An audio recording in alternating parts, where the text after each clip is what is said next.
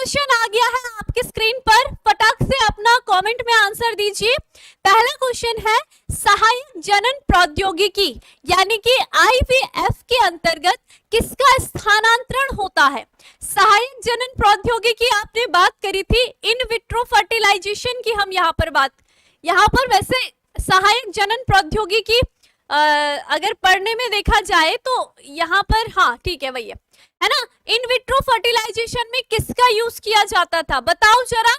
ए है अंडाणु का फैलोपियन नलिका में, ठीक है, युग्मनज का फैलोपियन नलिका में, ठीक है, या फिर युग्मनज का गर्भाशय में, या फिर 16 ब्लास्टोमियर वाले भ्रूण का फैलोपियन नलिका में। इसमें से कौन सा आपको सही आंसर लिख रहा है? जब हम टेस्ट ट्यूब बेबी बनाते थे इन विट्रो फर्टिलाइजेशन से, तो हम किसका स्थानांतरण कहां पर करते थे? क्या आपको क्वेश्चन समझ में आ गया है ना? हमने क्या करा, दाता पुरुष लिया और दाता मादा ली, दाता मादा ली, ठीक है। इन दोनों के जो अंडाणु और शुक्राणु है, इसका जो शुक्राणु है और इसका क्या है जो अंडाणु है, इन दोनों का हमने जो फर्टिलाइजेशन किया था वो क्या किया था? इन विट्रो फर्टिलाइजेशन किया, इन विट्रो फर्टिलाइजेशन किया। और फर्टिलाइजेशन के पश्चात क्या बनता है? युग्मनज बनता है ना? क्या बनता था? युग्मनज बनता था, ठीक है, ठीक। अब ये जो युग्मनज बनता था, इस युग्मनज को हमने कहां डाला था? ऑप्शन ए सही है क्या? अंडाणु का फैलोपियन नलिका में डालना? बिल्कुल भी नहीं, हम तो अंडाणु उल्टा लेते थे ना, तो ये तो गलत आंसर हो जाएगा। फिर देखो युग्मनज का फैलोपियन नलिका में डालना, क्या ये सही आंसर होगा? बिल्कुल सही आंसर होगा, क्योंकि जब ये क्या होता है 8 कोशिका होता है तो हम इसको फैलोपियन नलिका में डालते हैं, है ना। अभी और भी देखते हैं कि क्या पता और तो नहीं कुछ। युग्मनज का गर्भाशय में, आप सभी को पता है कि युग्मनज गर्भाशय में नहीं जाएगा, बल्कि कौन जाता है? 8 कोशिका से अधिक वाला। यहाँ पर अगर भ्रूण होता तब ये आंसर सही होता, लेकिन ये क्या हो गया? गलत आंसर हो गया। फिर देखो 16 ब्लास्टोमियर भ्रूण वाले को फैलोपियन नलिका में, चलो ये तो बात सही थी, लेकिन भ्रूण को कोई फैलोपियन नलिका में डालेंगे? बिल्कुल नहीं। तो ये आंसर क्या हो जाएगा? गलत हो जाएगा। और मोस्टली बच्चों ने जो आंसर दिया है चैट में, तो आप लोग सही आंसर दे रहे हो, बी आंसर, लेकिन अभी जो आपका जो परसेंट दिख रहा है ना, वो ए की तरफ ज्यादा जा रहा है, तो वो 44% बच्चे बिल्कुल गलत है। थोड़ा सा दिमाग लगाओ और फिर आंसर दो। ये आपके प्रीवियस ईयर में पूछा जा चुका है, आपके बहुत सारे ऐसे पेपर होते थे पहले टाइम में, नीट से पहले भी कोई पेपर होता था मेडिकल के लिए, तो वहां पर भी ये क्वेश्चन पूछा गया है। तो इसलिए आपको ध्यान रखना है कि इसका सही आंसर क्या होगा। युग्मनज का फैलोपियन नलिका में क्या होता था? इन विट्रो फर्टिलाइजेशन के अंतर्गत फैलोपियन ट्यूब में हम क्या करेंगे? स्थानांतरण करेंगे। देखो क्वेश्चन तो आ रहे हैं आपके पास बिल्कुल अच्छे, लेकिन उसके पीछे के रीजन को जानना भी जरूरी है, ठीक है। एक बार टॉपिक में समझा दिया मैंने, ठीक है, लेकिन यहाँ पर भी आपको उसको समझना जरूरी है। क्लियर? चलिए फिर इसी के साथ बढ़ते हैं अगले क्वेश्चन में। जिन भी बच्चों ने सही आंसर दिया है वेरी गुड, और इसी बात पर लाइक भी करो। जब तुम्हें लग रहा है कि आंसर सही है तो वहां पर लाइक भी करना जरूरी है ना। हाँ चलो अगला क्वेश्चन है। अगला क्वेश्चन आपके स्क्रीन पर क्या रहा? अगला क्वेश्चन है आपकी स्क्रीन पर, एक परिवर्धनशील गर्भ में उल्वभेदन द्वारा निम्नलिखित में से किसकी पहचान नहीं की जाती है? ऑप्शन ए है क्लाइनफेल्टर सिंड्रोम की, बी है भ्रूण का लिंग की, सी है डाउन सिंड्रोम की, और डी है पीलिया की। अब क्वेश्चन ध्यान से पढ़ना है आपने, यहाँ पर फिर फंसोगे तो फिर गलत आंसर दोगे। सही आंसर बताओ। Very good very good, mostly बच्चे कुछ सही सही दिख रहे हैं। हमें क्या पता है उल्वभेदन क्या होता है? हम क्या करते हैं, एक होती है ना एमनियोटिक गुहा होती है। उल्वभेदन प्रक्रिया में क्या होता है, जो माता के गर्भ में भ्रूण के आसपास एमनियोटिक गुहा होती है, हम वहां से एमनियोटिक द्रव को निकालते हैं और उसका परीक्षण करते हैं। अब उस परीक्षण से क्या क्या पता चलता है? क्या क्या पता चलेगा? आनुवांशिक रोगों का पता चलेगा ना। अब यहाँ पर अगर देखोगे तो क्लाइनफेल्टर एक आनुवांशिक रोग है, ठीक है। भ्रूण का लिंग की अगर हम बात करते हैं तो ये भी क्या होती है, इसमें जांच होती है, बिल्कुल सही। डाउन सिंड्रोम में क्या होता है, ये भी क्या होती है, इसकी जांच होती है। अब यहाँ पर देखो जो ये बी बी बी वाले ना, ये सब गलत है, ये गधे है, क्योंकि ये क्वेश्चन नहीं पढ़ रहे हैं। एक परिवर्धनशील गर्भ में उल्वभेदन द्वारा निम्नलिखित में से किसकी पहचान नहीं की जाती है। अब आपके आंसर बदलेंगे। क्वेश्चन देखिए कि क्या बोल रहा है, नहीं की जाती है। यहाँ पर उल्बेदन के द्वारा आनुवांशिक रोगों की जांच की जाती है, लिंग का पता भी लग जाता है, लेकिन क्या पीलिया का पता चलता है? नहीं चलता है ना। और अब आपके आंसर देखो ऐसे पलटू ले पलट दी बाजी, है ना। और अब देखो कैसे अक्कल आ गई एकदम से। ये जल्दबाजी ही आपको नाव को ना डुबा देती है, इसलिए क्वेश्चन को ध्यान से देखो, ठीक है। तो सही आंसर क्या हो जाएगा यहाँ पर, पीलिया। उल्बेदन के द्वारा पीलिया की जांच नहीं होती है, आनुवांशिक रोगों की जांच होती है, लिंग का पता भी चल जाता है, लेकिन यहाँ पर पीलिया का पता नहीं चलेगा आपको। कॉन्सेप्ट क्लियर हुआ? Very good very good very good very good, ठीक है। हाँ, 0 बिल्कुल, इरफान खान 0 आ गया, है ना। ठीक है, तो सही ऑप्शन ध्यान रखना है, डी ऑप्शन बिल्कुल सही होगा। क्वेश्चन जिसने ध्यान से नहीं पढ़ा वो गलत आ गया। चलिए अगला क्वेश्चन चलते हैं। अगला क्वेश्चन आपकी स्क्रीन पर ये रहा। क्या क्वेश्चन है देखते हैं। देखो ये क्वेश्चन नीट 2013 में पूछा गया है, तो ये ध्यान रखना है आप सभी ने, ठीक है।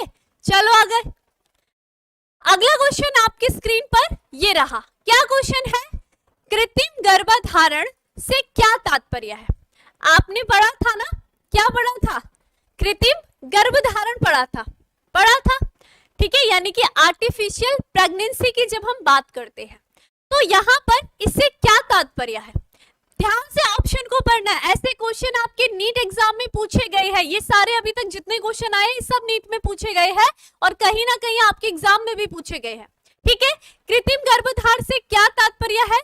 पहला है, एक परक नली में स्थित अंडज में एक स्वस्थ दाता के शुक्राणु का स्थानांतरण, क्या ये होता है? दूसरा है, एक परक नली में स्थित अंडज में पति के शुक्राणु का स्थानांतरण, क्या ये होता है?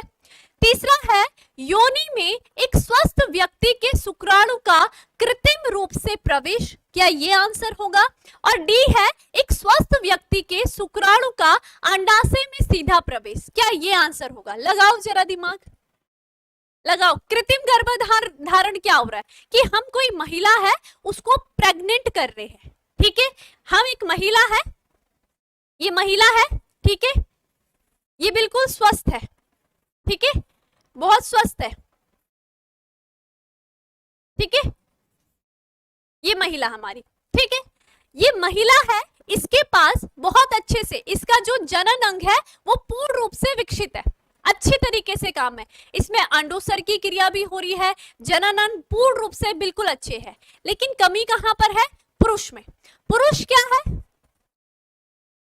ना, जो पुरुष है यहां पर क्या है, इसमें क्या हो रही है, हमने कहा ना क्या पता इसकी एज ज्यादा होगी, ठीक है। और इसमें क्या नहीं हो पा रहा होगा, जो इसके शुक्राणु है, या तो इसके अंदर शुक्राणु की मात्रा कम है, शुक्राणु जो बन रहे हैं वो कम बन रहे हैं, या फिर वो शुक्राणु जो होंगे वो क्या हो रहे होंगे, वो मादा के फैलोपियन ट्यूब तक नहीं पहुंच रहे होंगे, ठीक है, स्पर्म काउंट कम होगा।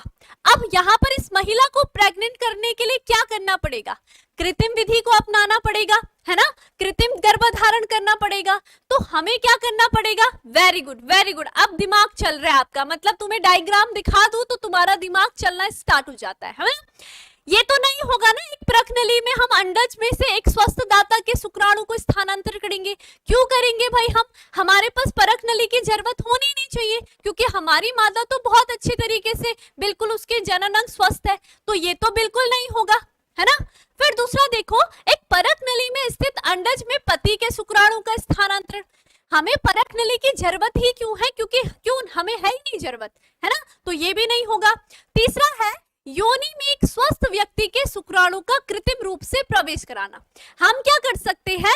कृत्रिम विधि के द्वारा इसके योनि मार्ग से क्या कर देंगे, हम यहाँ पर इंसेमिनेशन की क्रिया कर सकते हैं, इसी के पति के शुक्राणु को लेकर के हम आसानी से प्रवेश करा सकते हैं। तो ये इसको क्या कहेंगे? कृत्रिम गर्भधारण कहते हैं, ठीक है। और एक स्वस्थ व्यक्ति के शुक्राणु का अंडाशय में ये तो नहीं होगा, ठीक है। तो सही आंसर क्या हो जाएगा? सही आंसर होगा आपका क्या, योनि में एक स्वस्थ व्यक्ति के शुक्राणु को कृत्रिम रूप से, नाम यहाँ पर आ गया ना कृत्रिम, तो कृत्रिम रूप से यहाँ पर उसको प्रवेश करा रहे हैं, इसलिए यहाँ पर आंसर क्या हो जाएगा, option number C. Very good, बिल्कुल सही आंसर जिन बच्चों ने किया है वो बिल्कुल सही है। Very good very good. हाँ हाँ मुझे पता है, वो स्टार्टिंग में सबके सब डी बी ए वाले थे ना, और जैसे मैंने पलटा और वो भी पलट गए, है ना। मैम ने जैसे आगे से बोला कि ये नहीं होगा तो तुम भी पलट गए। चलो मैम जी हम भी चलते हैं मैम के पीछे पीछे। अब सही सही दिमाग लगाना है, ठीक है, थोड़ा टाइम दे रही हूँ तो दिमाग लगाओ। वेरी गुड, चलो। हाँ हाँ, जो बच्चे नए हो पुराने हो कोई बात नहीं, लेकिन ऐसे क्वेश्चन आपको सॉल्व करने आने चाहिए, है ना। एक तरीके से आपके दिमाग की एक्सरसाइज भी हो रही है। क्लियर, वेरी गुड, ठीक है। चलो अगला क्वेश्चन आपके स्क्रीन पर चले।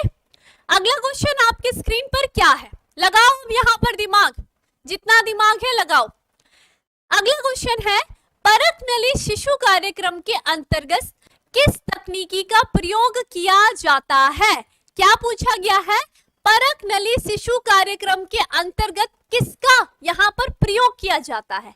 पहला है इंट्रासाइटोप्लाज्मिक स्पर्म इंजेक्शन का, दूसरा है इंट्रायूटेराइन इंसेमिनेशन का, तीसरा है गैमेट इंट्राफैलोपियन ट्रांसफर का, और डी है आपका जाइगोट इंट्राफैलोपियन ट्रांसफर का, है ना। अब यहाँ पर मैम जी हिंदी देख करके दिमाग घूम गया जी।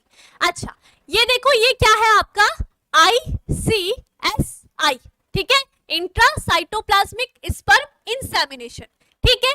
ये क्या है आपका IUI, यानी कि इंट्रायूटेराइन इंसेमिनेशन, ठीक है।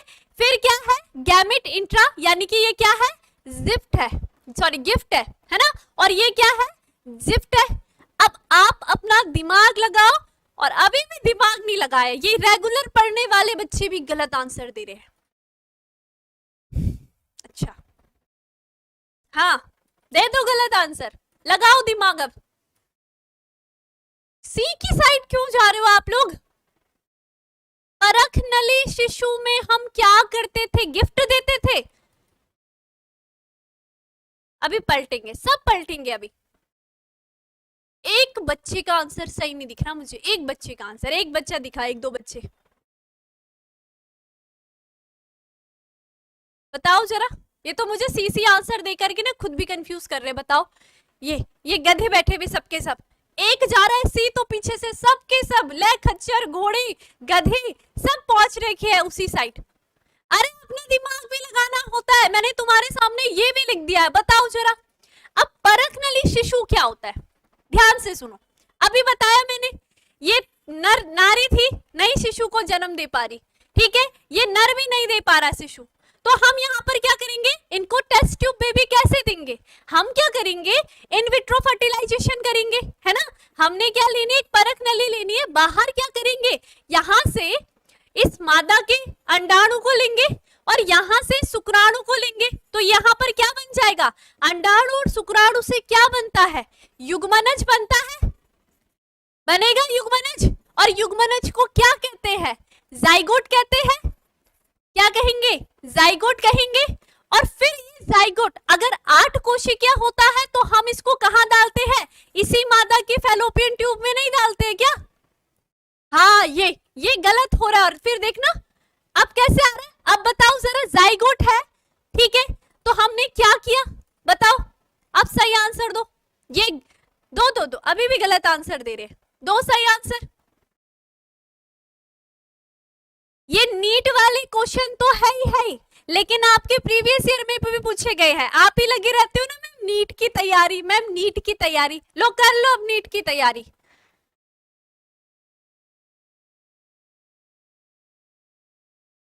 हाँ अच्छा हो गया। अब चला दिमाग, और अब सारे के सारे बच्चे घूम करके डी में आ गए, आए ना, क्यों, क्योंकि आधा अधूरा पड़ा। जब कॉन्सेप्ट आपको बारीकी से समझाया जाता है ना, तब तो तुम्हारा हेलो हाय, खाना खा लिया, मार्केट चलोगी, मार्केट से खाना खाओगी, पता नहीं क्या क्या गप्पे रहती है तुम्हारी। अब सबके आंसर सही आ गए, कहां पर आए, डी पर, ठीक है। तो ये क्या हो जाएगा, यानी कि हमने क्या करा है, जाइगोट को इस मादा की फैलोपियन ट्यूब में स्थानांतरित करा है, तो हम इसको क्या कहेंगे, जिफ्ट कहेंगे। गिफ्ट क्यों कहेंगे, क्यों सी की साइड गए, यहाँ पर मादा में हम परक नली शिशु का निर्माण थोड़ी भी कर रहे, गिफ्ट में तो हम क्या करते हैं, एक दाता स्त्री से हम अंडाणु को लेकर के एक मादा को दे देते हैं जो मां नहीं बन पा रही है, जो जिसमें अंडोत्सर्ग की क्रिया नहीं हो रही है। तो ये तो बिल्कुल भी नहीं होना था आंसर, है ना, और ये तो होगा ही नहीं। खैर ये तो इंसेमिनेशन है, ये दोनों क्रिया तो जब पुरुषों में थोड़ी कमी रहेगी तब यहाँ पर की जाएगी। समझ में आ गया, हाँ वो डिनर वगैरह सब, ये पूछने का बहुत टाइम रहता है आप सभी को, ठीक है। तो सही आंसर क्या होगा, जाइगोट इंट्रा फैलोपियन ट्रांसफर। पीछे के मतलब को भी समझो, समझ में आ गया, हाँ देखना जरा। चलो अगला क्वेश्चन आपके, फिर से मेरा ब्रह्मास्त्र आ रहा है आपके पास। अगला क्वेश्चन आपकी स्क्रीन पर ये रहा, पांचवा क्वेश्चन, फिर दिमाग घूमता भी आपका, है ना। पांचवा क्वेश्चन आपकी स्क्रीन पर ये रहा, अंतः फैलोपियन ट्रांसफर की तकनीकी का सुझाव उन महिलाओं को दिया जाता है। ये जो अंतः फैलोपियन ट्रांसफर तकनीकी का सुझाव किन महिलाओं को दिया जाता है, ध्यान से पढ़ो। पहला बोल रहा है जो अंड उत्पन्न करने में असक्षम होती है, ठीक है। दूसरा बोला गया है जो गर्भाशय के भीतर गर्भ को धारण नहीं कर पाती है, ध्यान से सुनो। तीसरा बोल रहा है जिनकी सर्वाइकल नलिका बहुत संकरी होती है जिसके कारण शुक्राणु को उचित मार्ग प्रदान नहीं हो पाता है ना। और डी पूछ रहा है जो निषेचन हेतु उपयुक्त परिस्थिति प्रदान करने में सक्षम होती है। अरे मैम जी दिमाग ही घूम गया हमारा तो नीट के क्वेश्चन करेंगे, मैम दिमाग घूम रहा है हमारा, लगाओ चलो दिमाग लगाओ। कोई नहीं, ऐसे क्वेश्चन सॉल्व करोगे तभी तो दौड़ाओगे दिमाग, तभी तो कॉन्सेप्ट क्लियर करोगे अपने, जब क्लास में पढ़ाएंगे तो ध्यान रखोगे। हाँ ये घूम गया दिमाग, आधे बच्चों का तो लग रहा है कि घूम ही गया है दिमाग। क्या बोल रहा है, अंतः फैलोपियन ट्रांसफर, है ना। क्या करते हैं यहाँ पर, हमने अंतः फैलोपियन ट्रांसफर किन महिलाओं को नहीं कराया जाता है। अब ये जो अंतः फैलोपियन ट्रांसफर कह रहा है ना, ये बात आ गई है किसकी, गिफ्ट की, है ना। क्या आई है यहाँ पर, गिफ्ट की बात आ गई है। अब बताओ जरा, गिफ्ट की बात आ रही है, किसमें किया जाता है, चलो हिंट भी दे दिया मैंने, बताओ।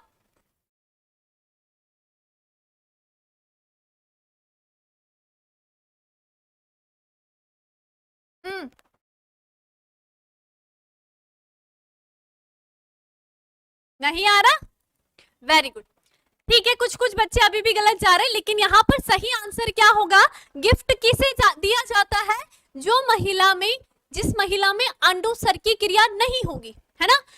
उसके देखो गर्भाशय भी बिल्कुल पूर्ण रूप से परिपक्व है, उसकी फैलोपियन ट्यूब भी बिल्कुल स्वस्थ है, जो उसकी सर्वाइकल कैनाल है वो भी बिल्कुल अच्छी है, लेकिन क्या नहीं हो पा रहा है, उसमें अंडोत्सर्ग की क्रिया नहीं हो पा रही है। तो अंडोत्सर्ग की क्रिया नहीं हो पा रही है, इसका मतलब जो उसका अंडाणु है वो फैलोपियन ट्यूब में ही नहीं आ रहा है ना। तो अब हम यहाँ पर क्या करेंगे, किसी दूसरी महिला से अंडाणु लेकर के फिर हम यहाँ पर क्या करेंगे, चिकित्सक टेक्नोलॉजी का उपयोग करेंगे और उसको क्या करेंगे, अंडाणु को फैलोपियन ट्यूब में डाल देंगे, जिसे हम क्या कहेंगे, अंतः फैलोपियन ट्रांसफर कहेंगे। ये बात क्लियर है। तो किस महिला में किया जा रहा है, ये ए में, जो अंड उत्पन्न करने में अक्षम होती है। ये यहाँ पर सही आंसर होगा, ए ऑप्शन। जिन भी बच्चों ने दिया है वेरी गुड, समझ में आया। पीछे का रीजन भी समझो कि क्यों कर रहे हम, ठीक है, वेरी गुड। जिसका सही था खुशी मनाओ, अच्छी बात है। हाँ लोग तो ऐसे बोल रहे हो जैसे कि कितना सही आंसर दे रहे हो, चलो कोई बात नहीं, अभी तो शुरुआत है ना, धीरे धीरे तो सीखोगे हर चीज को। चलिए अगला क्वेश्चन आपके स्क्रीन पर ये रहा, क्या क्वेश्चन है देखते हैं। एमनियोस्टैटिस यानी कि जो उल्बवेदन की तकनीकी का अनुमोदित उपयोग है। आखिर अब आपको देखो, पहले तो पूछा गया था कि किसमें नहीं किया जाता उपयोग उल्बवेदन का, अब पूछ रहे हैं कि यहाँ पर जो उल्बवेदन प्रक्रिया है उसका उपयोग किस लिए किया जाता है। ध्यान से सुनना, ऑप्शन नंबर ए है अजन्मे गर्भ के लिंग की जांच के लिए, ठीक है। बी है कृत्रिम वीर्य सेचन के लिए, ठीक है। सी है सैरोगेट मादा के गर्भाशय में भ्रूण स्थानांतरण के लिए, और डी है यहाँ पर आनुवांशिक असमानता की जांच के लिए। लगाओ दिमाग। यूर नेम मेरा क्लियर नहीं दिख रहा है, अरे ग्लासेस लगाना पड़ेगा। बताओ। ये फंस गए, फंस गए, अब फंस गए ना। फंसने वाली बात जहां पर हुई ना, मुझे पता है ये कहाँ फंसेंगे। ठीक है, कुछ कुछ एक दो सही दिख रहे हैं, लेकिन मोस्टली बच्चे वही खच्चर घोड़े भैंस की तरह एक दूसरे के पीछे चल रहे हैं, दिमाग नहीं लगा रहे ये अभी भी। लगाओ लगाओ दिमाग लगाओ, कसरत करो अपने दिमाग की। फंस गए आधे तो बच्चे, मुझे पता था फंसना ही था इन्होंने। ये ए वाले जितने बच्चे हैं ना, अभी जब मैंने टॉपिक पढ़ाया था ना तब ध्यान नहीं दिया था इन्होंने, है ना। अब बताती हूँ मैंने। बच नहीं रहे हो तो मेरे ब्रह्मास्त्र से, है ना। फंस गए, अब सही जा रहे हैं। ये जो 38% ए वाले बच्चे हैं ना, वो सारे के सारे गलत है ना। अब क्यों गलत है, पहले तो सही आंसर बता देती हूँ मैं। देखो, जो उल्ववेदन प्रक्रिया का प्रयोग किया जाता है वो केवल और केवल आनुवांशिक जांच के लिए किया जाता है। क्या कह रहा है, अनुमोदित उपयोग है ना। ये जो उपयोग किया जाता है ना, इसका जो सही उपयोग है वो क्या है, आनुवांशिक असमानताओं की जांच के लिए। अब ये जो ए वाले बच्चे ये सारे गधे हैं। क्यों गधे हैं, क्योंकि इन्होंने, जब मैंने उल्ववेदन की प्रक्रिया पढ़ाई थी वहां पर साफ साफ कहा था ना, अगर अब कोई व्यक्ति किसी भी तरीके की लिंग की जांच करता है गर्भ में, तो वो क्या है, कानूनी अपराध है ना। क्या है, कानूनी अपराध है। तो ये जितने ए वाले थे ना, ये सबके सबको मैं जेल भेज दूंगी अगर उन्होंने उल्ववेदन प्रक्रिया का गलत यूज किया। तो ऑप्शन नंबर ए बिल्कुल भी नहीं होगा इसका सही आंसर। उल्ववेदन प्रक्रिया का यूज जो होता है वो केवल और केवल आनुवांशिक असमानताओं की जांच में, यानी कि कोई आनुवांशिक विकार तो नहीं है उसके लिए होगा। ठीक है, तो उल्ववेदन की प्रक्रिया तो आपने पढ़ी, ये तो आपको बताया था ना कि उल्ववेदन का इस तरीके का यूज होता है, लेकिन जो यहाँ पर हुआ है वो असल में यूज क्या है, केवल आनुवांशिक रोग की जांच करने के लिए। ये नहीं कहा गया था वहां पर, आपको ये बताया गया था ना कि जो लिंग की जांच करता है वो सीधा जेल में चला जाएगा, कानूनी अपराध है। बोला था, क्यों पढ़ना मैम जी, हम तो लगा दिया आंसर, और वो देखो 34% बच्चों ने गलत आंसर दिया। फंस गए। हाँ, अच्छा लगा ना फंस करके, हो गया रॉन्ग, मनाओ दुख, हो गए दुख। वेरी गुड, चलो जो सही थे बहुत अच्छी बात है, जो गलत थे वो जेल में जाएंगे। ठीक है, तो आप बच जाओ कि यहाँ पर लिंग की जांच कराना कानूनी अपराध है। ठीक है, तो सही आंसर क्या है, आनुवांशिक असमानताओं की जांच के लिए उल्ववेदन का उपयोग किया जाता है। ठीक है ठीक है, आप सॉरी बोलते रहो, सॉरी खुद को बोलो, गलत आंसर दे रहे हो। चलिए अगला क्वेश्चन आपके स्क्रीन पर ये रहा। क्या क्वेश्चन है, हाँ यहाँ पर नहीं फंसोगे। चलो, इनमें से कौन यौन संचारित रोग है। ऑप्शन नंबर ए है टाइफाइड, बी है हैजा, सी है मलेरिया और डी है सिफिलिस। ये क्या है, सिफिलिस लिखा हुआ। ठीक है, तो चलो बताओ कौन सा रोग आनुवांशिक है, यौन संचारित रोग है। यौन संचारित, ठीक है, अनुवांशिक नहीं, यौन संचारित रोग कौन सा है। हाँ, रोते रहो कमेंट में, गलत आंसर करो और फिर रो भी। क्लास में पढ़ना क्यों है, तब गप्पे लगाना ना, और फिर जब टेस्ट होगा तब रोना। वेरी गुड, तो मोस्टली बच्चे मुझे 74% बच्चे बिल्कुल सही दिख रहे हैं। बिल्कुल सही आंसर है क्या है, सिफिलिस।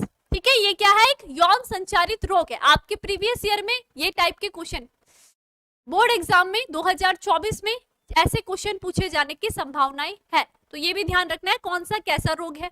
ठीक है, चलिए अगला क्वेश्चन आपके स्क्रीन पर क्या है। अगला क्वेश्चन है, शरीर के बाहर होने वाले निषेचन को क्या कहते हैं। जब शरीर से बाहर निषेचन की क्रिया होती है तो उसको क्या कहते हैं। ऑप्शन नंबर ए है in vitro, option number B है in vivo, option number C है दोनों के दोनों ए और बी, और ऑप्शन नंबर डी है इनमें से कोई नहीं। बताओ जरा,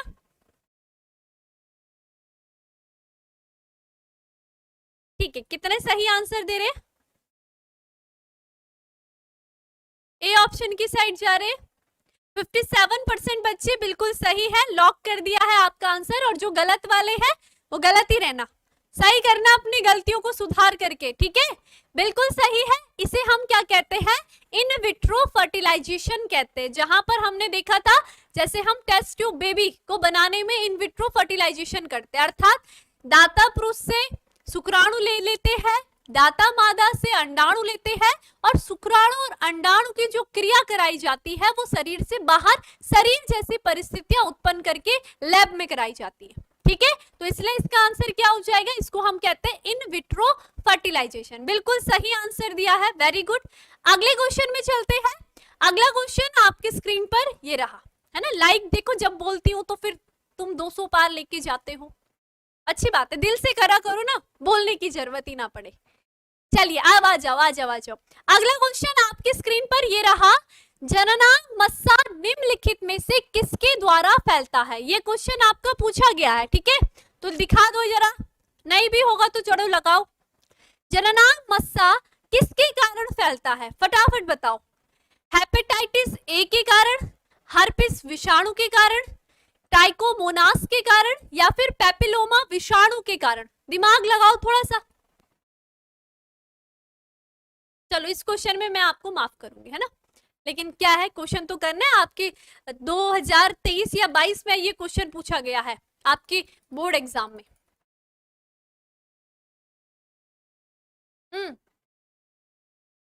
बताओ। हाँ, सी को लॉक कर दो, ताला चाबी भी भेज रहे, वाह वाह।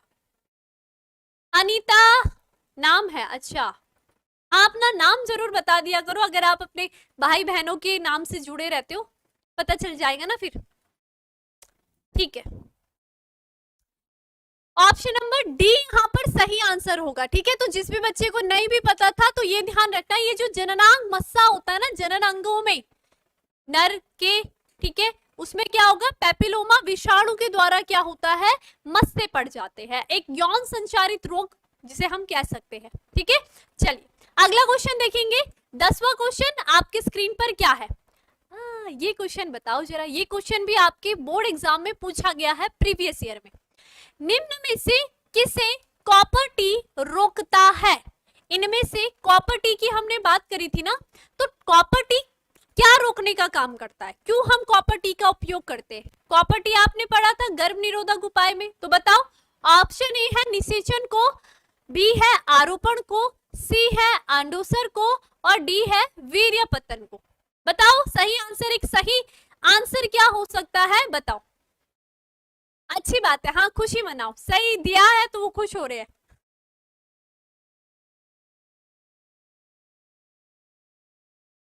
मेरा नाम, क्या नाम बोल रहा था वो बच्चा? मम्मी कुछ बोल रही है उनकी, हाँ बताओ।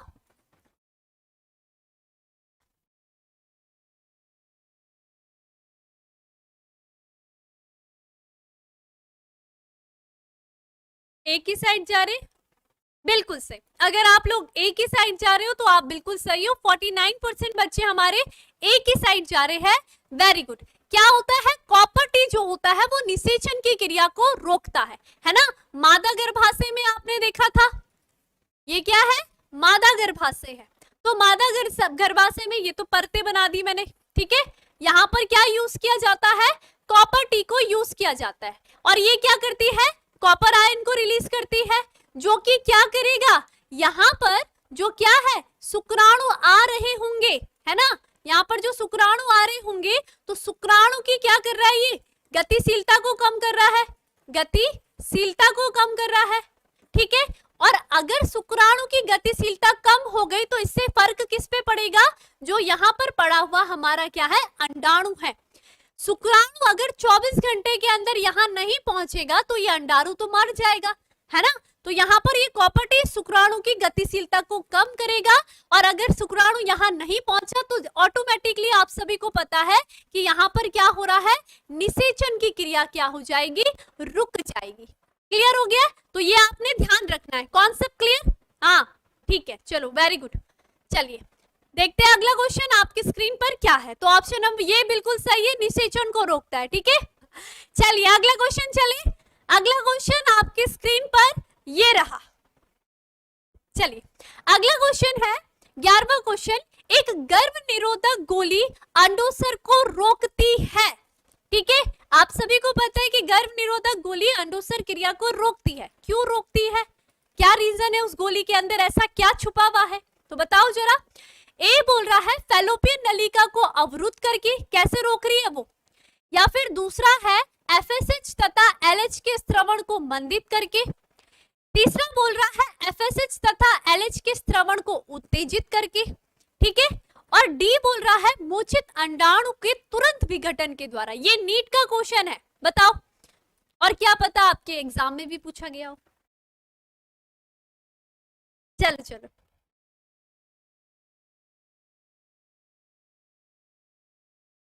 हाँ, क्या आंसर आ रहा है, बी की साइड मोस्टली बच्चे जा रहे हैं। वेरी गुड, बहुत अच्छे से आपने पढ़ा है, फिर बी को लॉक करते हैं, बहुत अच्छी बात है ना।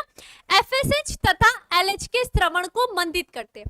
तो ये जो गर्भ निरोधक गोलियां होती है ना, ये क्या करती है, अंडोत्सर्ग की क्रिया नहीं होने देती है ना, अंडोत्सर्ग की क्रिया क्या कर रही है, रोक रही है। अब आप सभी को पता है अंडोत्सर्ग की क्रिया कहां से हो रही है, अंडाशय में क्या चल रहा था, सभी को पता है ना, वो ग्राफियन फॉलिकल्स बन रहे थे, प्राथमिक पुटक, द्वितीयक पुटक, तृतीयक पुटक, और ये क्या था, ग्राफियन फॉलिकल्स था। ये ग्राफियन फॉलिकल्स तब कब फटता था, जब यहाँ पर एलएच सर्च चलता था, जब पिट्यूटरी ग्लैंड से एलएच का स्रवण होता था।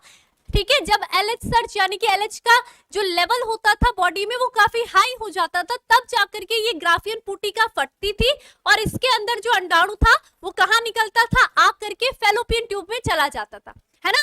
लेकिन अगर कोई महिला गर्भ निरोधक उपाय, गर्भ निरोधक गोली को खाती है, तो उसमें ये जो क्रिया होती है ना ग्राफियन पुटक के फटने की, ये नहीं होगी।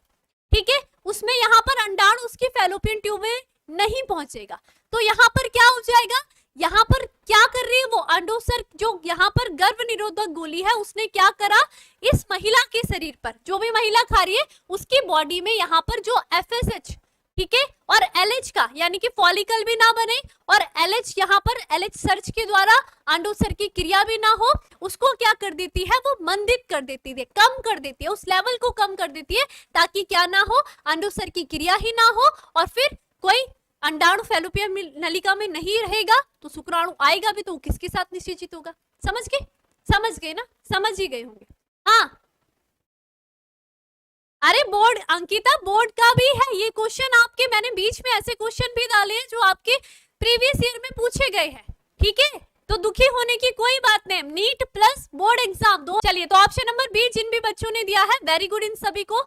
अगले चलते हैं, अगला क्वेश्चन आपके स्क्रीन पर ये रहा, निम्न में से क्या एक पुरुष से संबंधित है, आपको बताना है इनमें, इन चारों में से कौन सा पुरुष से संबंधित है। ठीक है, पहला है आईयूडी, दूसरा है ट्यूबेक्टोमी, तीसरा है वेसेक्टोमी, ठीक है, और चौथा है उपयुक्त में से कोई नहीं। ठीक है, आईयूडी आप सभी को पता होना चाहिए, अंतः गर्भाशय युक्ति। ठीक है, फिर से लिखा देती हूँ, अंतः गर्भाशय युक्ति। ठीक है, ट्यूबेक्टोमी आप सभी को पता है, क्या बोलते हैं इसको, अंडवाहिनी या डिंब वाहिनी उच्छेदन कहते हैं। ठीक है, फिर उसके बाद वेसेक्टोमी को हम क्या कहते हैं, शुक्रवाहक उच्छेदन, शुक्रवाहक उच्छेदन कहते हैं। अब ये बताओ कि इनमें से क्या पुरुष से संबंधित है, मोस्टली बच्चों का सही होना चाहिए। हाँ बिल्कुल सही, फिर भी देखो आधे परसेंट से भी कम, 50% भी सही आंसर नहीं दे रहे, है ना। ठीक है, चलो कमेंट वाले बच्चे तो बिल्कुल सही आंसर दे रहे हैं, वेरी गुड इन सभी बच्चों को। चलिए, मुझे लग रहा है बिल्कुल सही आंसर दिया है।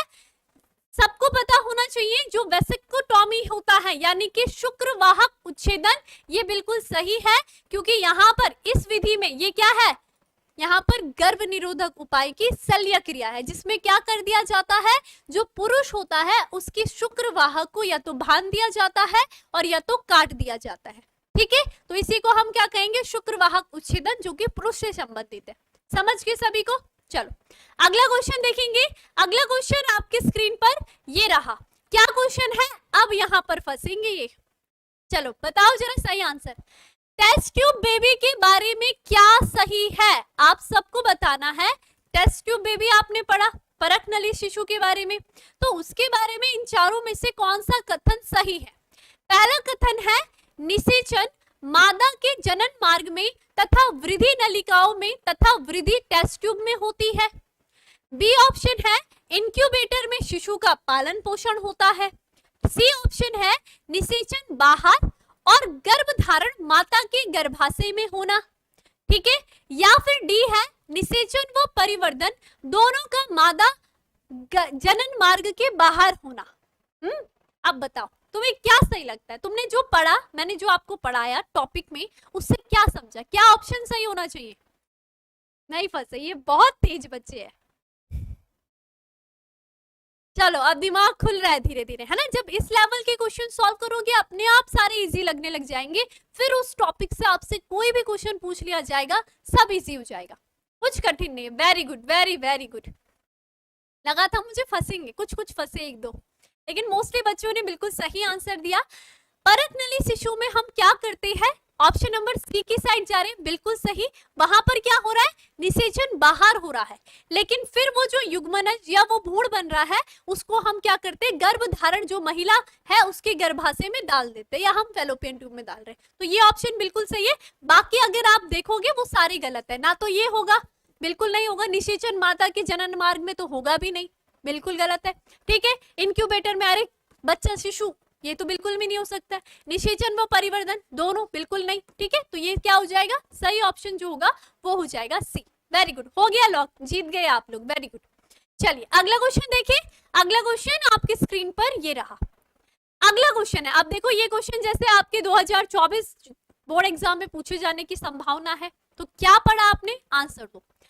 14वां क्वेश्चन है, सहेली जो स्त्रियों के लिए एक गर्भ निरोधक गोली है उपयोग की जाती है। जो सहेली नामक गर्भ निरोधक गोली है ना, ये कब उपयोग की जाती है? दैनिक रूप से उपयोग की जाती है, साप्ताहिक रूप से उपयोग की जाती है, त्रैमासिक रूप से उपयोग की जाती है, या फिर मासिक रूप से उपयोग की जाती है? मतलब क्या है? दैनिक यानी कि एक दिन, दिन दिन, है ना, एक दिन दिन इस रूप से उपयोग की जा रही है। साप्ताहिक यानी कि 7 दिन बाद यूज की जा रही है।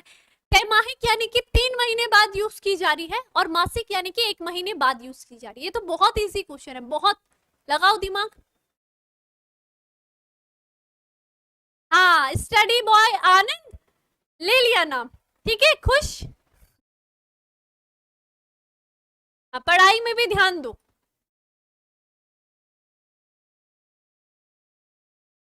हाँ, ये दिमाग लगा किसका?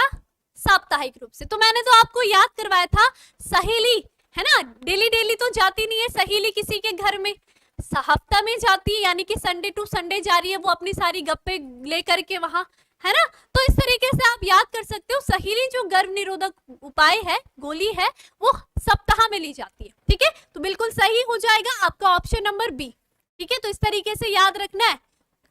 और दिन तो चारों पूरे 6 के 6 दिन स्कूल में कॉलेज में गुजर रहे हैं। इस तरीके से सहेली से आप याद कर सकते हो, सप्ताह में जारी, संडे टू संडे, ठीक। चलिए आ जाओ, अगला क्वेश्चन आपके स्क्रीन पर ये रहा। क्या क्वेश्चन है?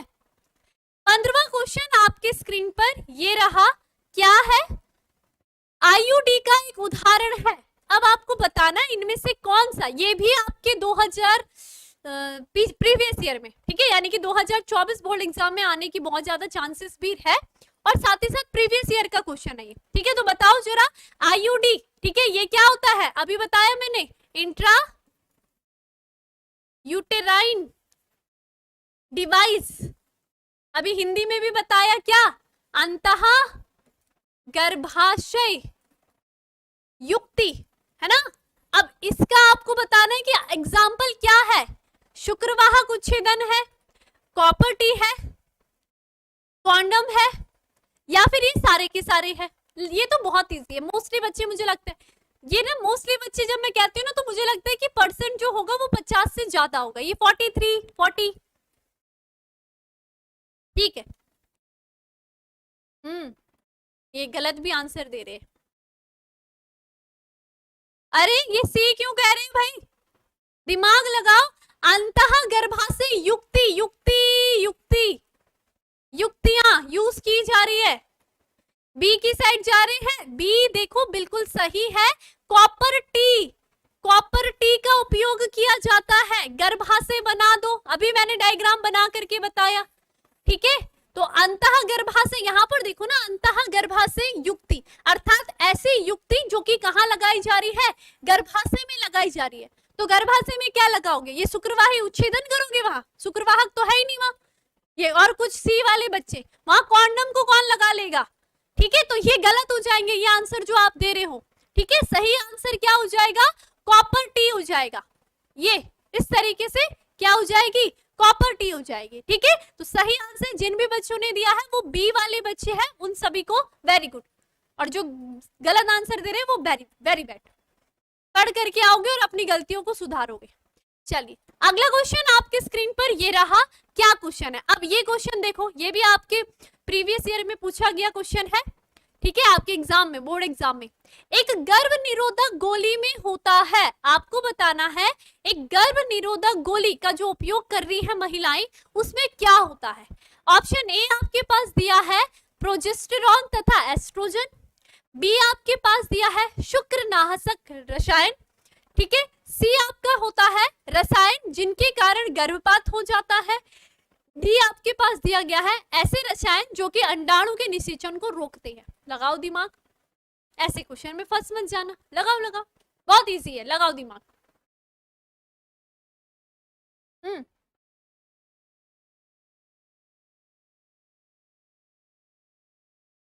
इरफान खान, ये आपके 12th की क्लास है और नीट का जो एग्जाम देने वाले बच्चे हैं उनके लिए भी ये क्लास इंपॉर्टेंट है, ठीक है। कुछ कुछ नर्सिंग के क्वेश्चन भी आपके 12th के ही तो बनते हैं, है ना। एंट्रेंस के आप एग्जाम दोगे तो उसमें 11th 12th का कोर्स आता है आपके पास, तो वो भी बेनिफिट। अगर 11th कोर्स 11th 12th आपका क्लियर है तो एंट्रेंस तो आप वैसे क्लियर कर लोगे, ठीक है। कुछ फंसे फंसे तो है। ऑप्शन नंबर ए की साइड 52% बच्चे हैं। मनीषा, मनीष एक बच्चा था, नाम ले लिया, नाम ही लेते रहो मैम जी, बस आप एक क्लास नाम लेने वाली भी लगा दो जिसमें बस सबके नाम गाने हैं। मेरा नाम नैन्सी है, अच्छा वेरी गुड, नाम भी लिखो, ब्रैकेट में लिख दो, अच्छी बात है, ठीक है। हाँ, एक गर्भ निरोधक गोली की हमने बात करी तो आपको मैंने क्या कहा, ये गर्भ निरोधक गोली क्या कर रही है, यहाँ पर क्या करती है, वो LH FSH के लेवल को कम कर देती। तो इसका मतलब इसके अंदर कुछ है, क्या है वो है क्या, प्रोजेस्टेरॉन और एस्ट्रोजन। तो यहाँ पर बिल्कुल सही होगा, आप सभी को पता भी है, आपकी लाइन भी मेंशन है, ऑप्शन नंबर ए बिल्कुल सही होगा। गर्भ निरोधक गोलियों में क्या होता है, प्रोजेस्टेरॉन और एस्ट्रोजन होता है, जिसके कारण ही वो ये क्रिया कर पाती है, ठीक है। चलिए अगला क्वेश्चन आपके स्क्रीन पर क्या है, चलेंगे। 17वां क्वेश्चन है, जनन स्वास्थ्य के संदर्भ में MTP का पूरा नाम क्या है। MTP आपने पढ़ा था, है ना, संगर्भता का चिकित्सीय समापन, संगर्भता का, ये भी आपके बोर्ड एग्जाम में पूछा गया है, चिकित्सीय समापन। तो आप बताओ कि इसका जो MTP है इसका सही नाम क्या होगा, ठीक है। इनमें से क्या है पूरा नाम, क्या ये है मैग्नेटिक टेप प्रोसेसर है, या फिर मिड टर्म प्लान है, या फिर मोशन टू प्रोसीड है, या फिर मेडिकल टर्मिनेशन ऑफ प्रेगनेंसी है। ये तो बहुत इजी है, बताओ। वेरी गुड, यहाँ पर लगभग देखो अभी भी 66%, वाह वाह वाह, 66% है ना, बताओ।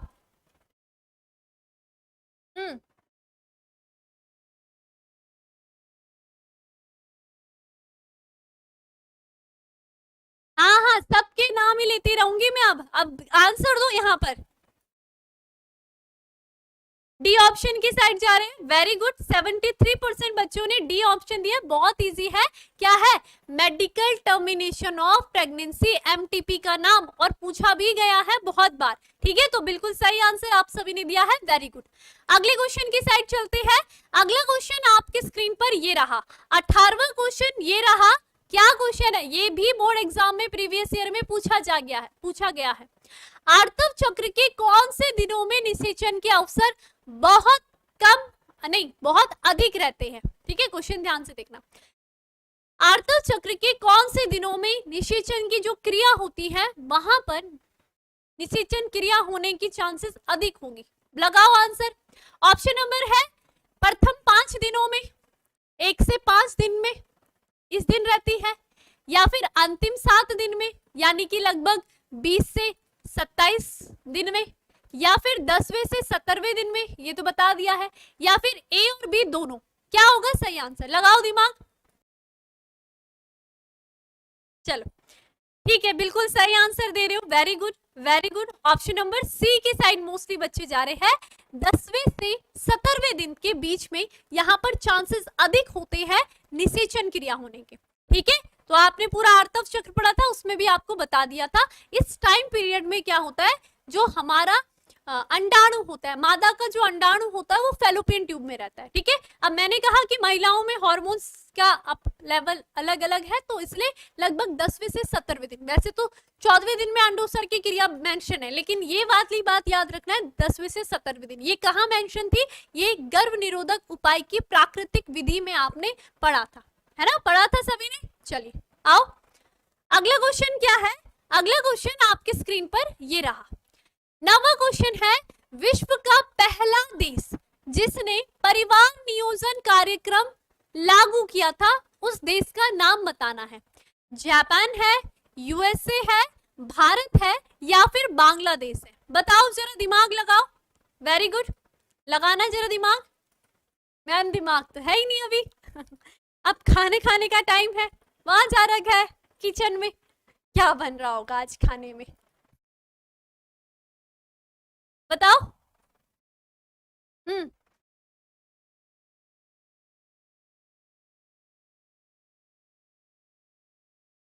मेरा मैसेज नहीं जा रहा। अरे यमुना गर्ल, आ गया आपका मैसेज मुझ तक। ठीक है, ऑप्शन नंबर सी की साइड मोस्टली बच्चे जा रहे हैं। 76% बच्चे लगभग सी की साइड जा रहे हैं। बहुत अच्छी बात है, बिल्कुल सही है। परिवार नियोजन जो कार्यक्रम सर्वप्रथम चलाया गया था वो हमारे ही देश भारत में चलाया गया था ना, और आप इसी देश की संतान हो। ठीक है, तो बिल्कुल सही आंसर है, इस तरीके से आप याद कर सकते हो। ऑप्शन नंबर सी जितने भी बच्चे कह रहे हैं वो बिल्कुल सही आंसर दे रहे हैं। वेरी गुड उन सभी बच्चों को। अब आ गया आपका एक लास्ट क्वेश्चन, है ना, और इसके बाद फिर मैम तो जा रही है 20वां क्वेश्चन आपके स्क्रीन पर ये रहा। क्या क्वेश्चन है बताओ जरा? परिवार नियोजन कार्यक्रम शुरू किया गया था, कब किया गया था? परिवार नियोजन भारत देश ने किया था, लेकिन कब किया था बताओ अब जरा। 1947 में, 1951 में, 1977 में, या फिर 1955 में? बताओ। ऑप्शन ए सही है, बी सही है, सी सही है, या फिर डी सही है? बताओ।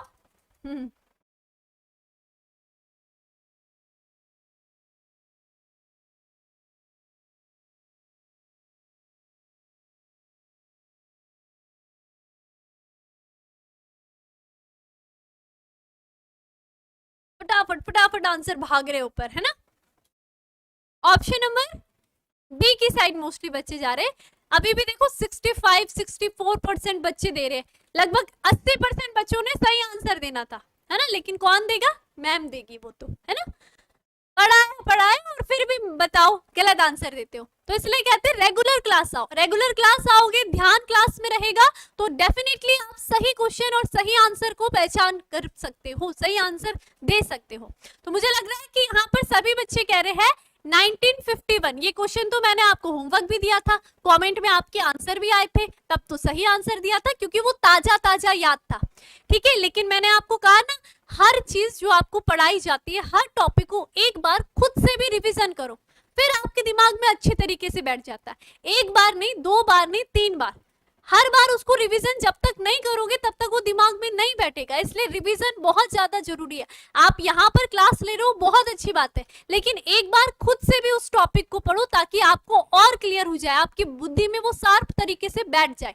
ठीक है, तो रिवीजन बहुत ज्यादा इंपॉर्टेंट है, आपकी सफलता की चाबी भी वही बनेगा, रिवीजन। ठीक, तो मुझे लग रहा है कि मोस्टली बच्चों ने सही आंसर दिया है, कुछ बच्चों ने जो गलत भी दिया है आज की क्लास में। कुछ नहीं, आपके जो ये 20 क्वेश्चन है ये तैयार हो जाने चाहिए अच्छे तरीके से। ठीक है, मैंने रीजन भी बताए हैं बहुत सारे क्वेश्चनों के पीछे, तो वो भी आपको ध्यान रखना है।